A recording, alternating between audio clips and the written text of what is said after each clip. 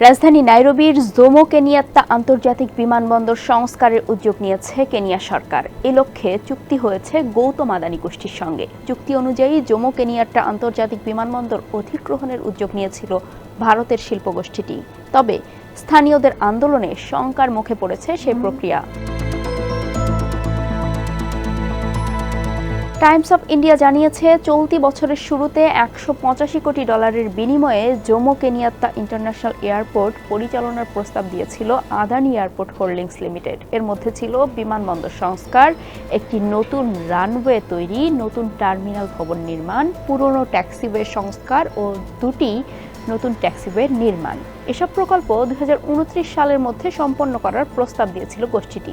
সেই সঙ্গে আরও কিছু কাজের জন্য আদানি আরও $9 কোটি 20 লাখ প্রকল্প প্রস্তাব দেয়। 30 বছর মেয়াদে বিমানবন্দর পরিচালনা করতে চেয়েছিল তারা। মেয়াদ শেষে উভয় পক্ষের সমঝোতার ভিত্তিতে কেনিয়া সরকারের কাছে বিমানবন্দর হস্তান্তরের প্রস্তাব দিয়েছিল আদানি গোষ্ঠী। একই সঙ্গে নাইরোবি শহরে ব্যবসা কেন্দ্র ও হোটেল মোটেল নির্মাণের প্রস্তাব দিয়েছিল তারা। বিভিন্ন আন্তর্জাতিক গণমাধ্যম সূত্রে জানা যায়, আদানি শিল্পগোষ্ঠীর দেয়া প্রস্তাবে সম্মতি ছিল কেনিয়া সরকারের। সেই অনুযায়ী চুক্তির দিকেও এগিয়েছে দুই পক্ষ। তবে সম্ভাব্য চুক্তি ও অধিগ্রহণের তথ্য প্রচারের পর ধর্মঘটের ডাক দেয় কেনিয়ার বিমানবন্দরের কর্মীদের সংগঠন কেনিয়া অ্যাভিয়েশন ওয়ার্কার্স ইউনিয়ন।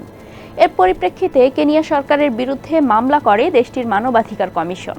অবশেষে পরবর্তী আদেশ না আসা পর্যন্ত বিমানবন্দর সংস্কার চুক্তিতে স্থগিতাদেশ জারি করেছেন কেনিয়ার একটি আদালত।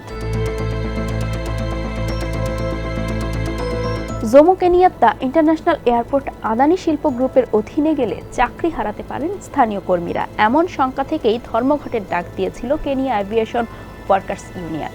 কর্মীদের অভিযোগ, দেশের অন্যতম বড় ও গুরুত্বপূর্ণ বিমানবন্দরটি পুরোপুরি বেসরকারি সংস্থার হাতে তুলে দেওয়ার ষড়যন্ত্র করছে সরকার। বিদেশি প্রতিষ্ঠানের সঙ্গে সংস্কার চুক্তির কারণে বর্তমান কর্মীরা কাজ হারাবে বলে দাবি ওয়ার্কার্স ইউনিয়নের। সংগঠনের নেতারা মনে করেন, চুক্তির মেয়াদকালে বিমানবন্দরের কোনো নিয়োগে স্থানীয়দের সুযোগ দেওয়া হবে না। এর পরিবর্তে বিদেশিদের কাজের সুযোগ বাড়বে। ফলে স্থানীয়দের মধ্যে বেকারের সংখ্যা বৃদ্ধির আশঙ্কা রয়েছে।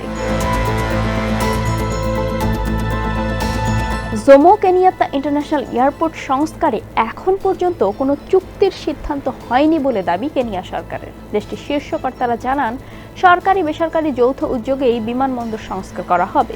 বিমানবন্দর বিক্রি হচ্ছে না। আর বিমানবন্দর রক্ষণাবেক্ষণের দায়িত্ব কোন পক্ষের কাছে থাকবে সে বিষয়েও চূড়ান্ত সিদ্ধান্ত হয়নি। তবে সরকারের এমন আশ্বাসেও থামছে না বিমানবন্দর কর্মীদের আন্দোলন। বিমানবন্দর সংস্কারে আদানি গ্রুপের সঙ্গে আলোচনা ভেস্তে যাওয়ার পেছনে ষড়যন্ত্র দেখছেন ভারতের বিরোধী দল কংগ্রেস। সামাজিক যোগাযোগ মাধ্যম এক্সে দলটির নেতা জয়রাম রমেশ লিখেছেন, আদানির বিরুদ্ধে কেনিয়ার মানুষের আন্দোলন ভারত এবং ভারতের সরকারের বিরুদ্ধে রোষে পরিণত হওয়ার আশঙ্কা রয়েছে। এই ঘটনা ভারতের বিরুদ্ধে জনমত গঠনে ইন্ধন যোগাতে পারে। সরকারের দেওয়া বিবৃতিতেও থামছে না কর্মীদের আন্দোলন। এ নিয়ে নতুন প্রশ্ন উঠেছে গণমাধ্যমে। বলা হচ্ছে, কেনিয়ার বিমানবন্দরের শ্রমিকরা কি প্রতিবেশী চীন দ্বারা প্রভাবিত? সংবাদ মাধ্যমের তথ্য বলছে, বিপুল ঋণের জালে আটকা পড়েছে প্রাকৃতিক সম্পদে ভরপুর কেনিয়া। এর বড় যোগানদাতা চীন। যদিও চীন কেনিয়াকে কি পরিমাণ ঋণ দিয়েছে তা জানায়নি কোনো পক্ষই। তবে এটি $400 কোটি কম নয় বলে দাবি গবেষকদের।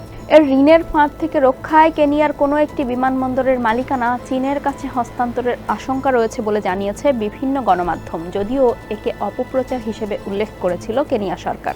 শীর্ষ কর্তাদের মতে, ঋণ মেটাতে কোনোভাবেই বিদেশি রাষ্ট্রের কাছে কোনো জাতীয় সম্পত্তি হস্তান্তর করা হবে না।